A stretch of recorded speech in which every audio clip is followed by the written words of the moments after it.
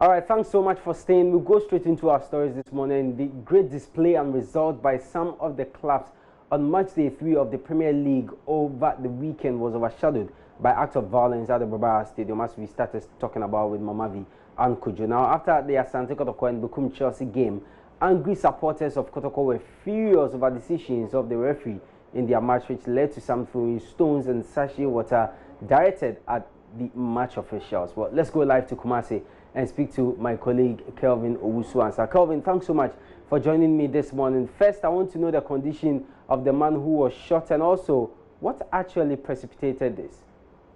Thanks for having me, Benedict. But I can assure you that the guy is very stable. The Kotoko fan who was shot yesterday is very stable at the emergency unit at the Confanatic Teaching Hospital. Yesterday, doctors, about 3 doctors, had to work on him to make sure that they keep him alive, and then other medical attention and services given him. And some Kotoko officials, Nana Kwame Dankwa, as well as Dr. Chumesiba, were also present to make sure that the fund was very well attended to. But it all came about after the game, after the post-match conference, or during the post-match conference, because we got to know after the post-match conference. During the post-match conference, the police and then other security personnel aided the exit of the 2 teams into their buses, and also the referees ushering them out of the stadium. So one of the police vans was situated just in front of the mixed zone, that is the exit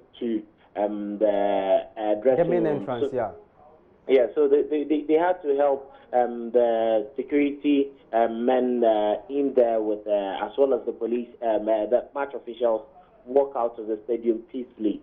In the bid to do that, the fans were angry and decided to met out their frustrations with insults and trying to, get into the barricade that had been put up there by the police to prevent any other fan from getting in there to hurt the referees or have anything untoward violently towards them. So in that bid to send the fans away, one of the police officers decided to shoot, to give a warning shot, and then it ended poorly. Right into the face of the fan who got injured. According to some fans and eyewitnesses who were just there, who were just around the barricade where the Kotoko fan got shot, the police directed the gun at him.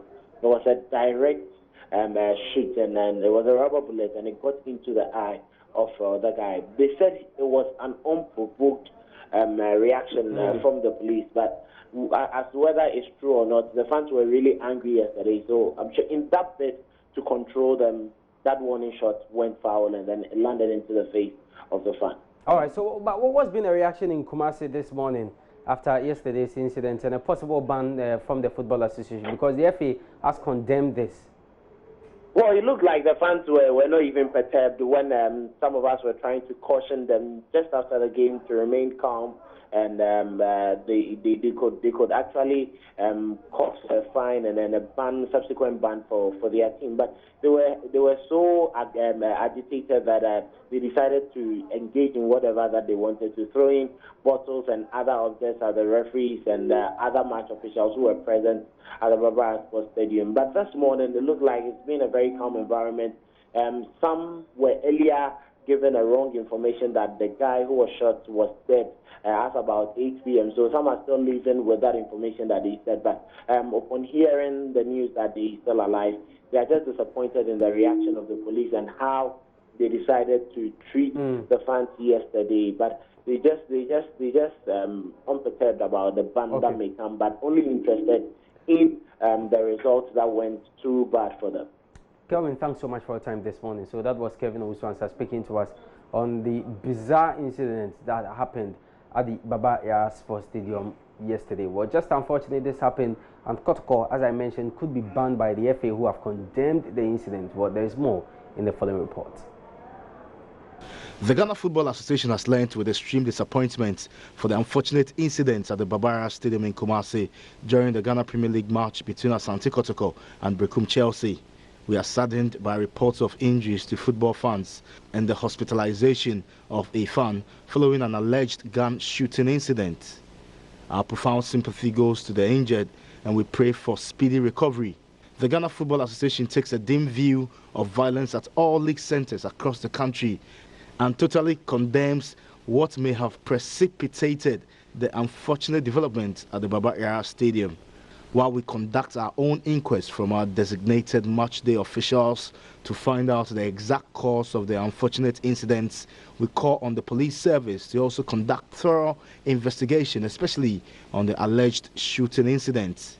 The GFA wishes to assure the general public that it has zero tolerance for violence and, in accordance with our regulations, will deal ruthlessly with any official or club that is found to have breached our GFA regulations and GFA disciplinary code. Once again, we wish the injured speedy recovery. Supercopa champions Real Madrid. Congrats to all the Madridistas, of course. That's how we end sports this morning here on the AM Show. Thanks so much for your company. The show continues, and Kojo is in the studio. He is indeed. Thanks for that, Benedict. That was great. And of course, you really set us up with all those stories from the world of sport. Benedict returns tomorrow with even more on the AM Show. But coming up, there's been this back and forth on whether or not Ghana needs a new voters register. The governing NPP especially supports the Electoral Commission's stance that a new electoral rule is needed for this year's election. The opposition, NDC, and some other political parties think otherwise. Well, today we're going to get straight into it and find out why the EC insists that this is the way forward, not just the new biometric register, but also new BVM machines so that they can properly verify biometric data on the field. So that's all to come. We'll be speaking to the Director of Elections at the EC, Dr. Sribo Kweku. He's our guest, and he'll be spelling it all out for us to understand why we need a new register. Stay for that. We're back after these.